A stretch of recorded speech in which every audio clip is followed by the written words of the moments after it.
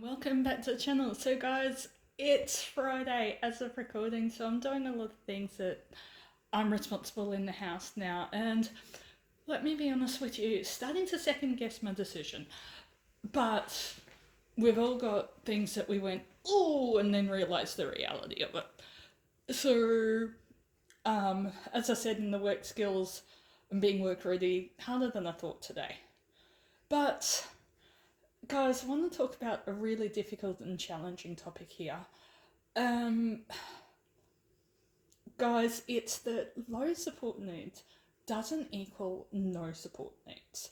Um, this has kind of been an ongoing theme in my life as family, friends have accepted that disabled applies to me. It's kind of been, oh, she's a bit different, we need to give her accommodations, but they haven't always been called what they are. And I know a lot of families go through this when they get their first NDIS package, National Injury Compensation Scheme package, My Aged Care, state government care package as well. So the state government care packages like hospital at home still do exist as well. But I actually had a support worker snap at me on the weekend. I went upstairs. I actually have no feeling in the tips of my fingers. I also have had to have my hand repaired. And one of the regular support workers was like, okay, that shouldn't have happened. So she snapped at me because I needed help putting a straw in a jelly drink. One of those ones you get from like the Japanese stores, like they're half drink, half jelly. She's like, why couldn't you do that yourself? When I very, very politely called her out on it and said, that's rude. I just said, that's rude. And she's like, oh, well, if I don't ask, I don't know. And the person who was on that afternoon came down and saw I would withdraw. And this is the thing, if you're in a Stillhouse group home facility, this might be a hot take, it might be a controversial take, but read the file, read the communication notes, because low support needs means low support needs. It means lesser support needs. It means they can be left on their own. They're work ready. It does not mean that they're not disabled. And I've had to realise that myself, and this is probably unpacking internalized ableism as well. So it's a really interesting one to see as the YouTube and the podcast are starting to take off. Thank you very much. If you haven't, best way you can help me out at the moment is completely free, is subscribing. But then comparing that to my community access agency. So I am very old school in the fact that I have a housing agency and a community access agency. Yes, it is an exercise in logistics and privacy, but it's the old school advice of if one goes south, you can have the other one in the short term. So, but my housing seems to be very, very secure. We've got some people who I don't see eye to eye with who haven't essentially done their job in the office, who are moving on as well. So having a housing manager that used to be a support worker, so she gets what is happening, is absolutely amazing. But I got a phone call from my community access team last night going, look, we're going to have to move your shift or put you with a new person. And I'm like, hey, you've given me a heads up. You'll do a about me with them before you put me with them. It's an afternoon shift. These are the appointments I've got. And I'm like, I really can't move them. And they're like, well, do you mind trialing a new lady? I'm like, no. My previous community access agency was, you were playing what my family started to call support worker roulette. You didn't know who was coming, what level of training, they didn't have a uniform.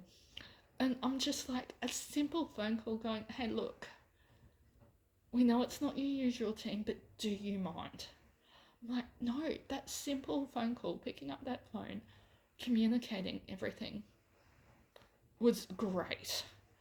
But it's interesting seeing how some support workers treat higher functioning clients as questioning their disabilities, questioning their needs, until they actually need help with something or they actually see the impact of the disability.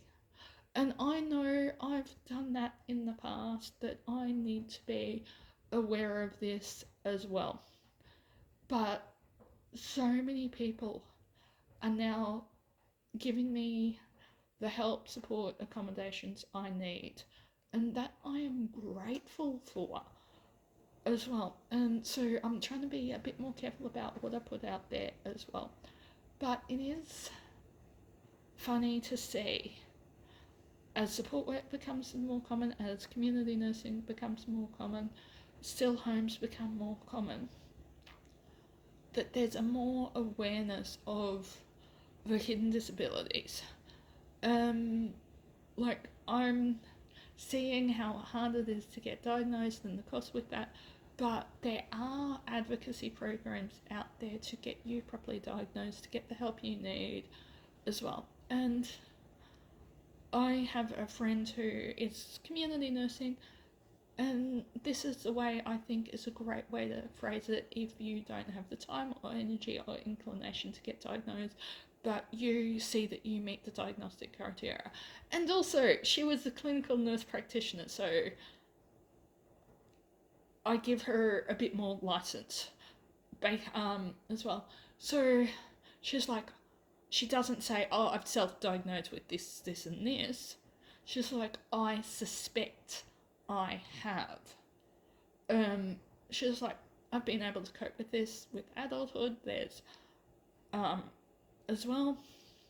So that's where I'm like, okay, please, for your own sanity, to access the NDIS, to access National Injury Compensation Scheme, to access healthcare at home.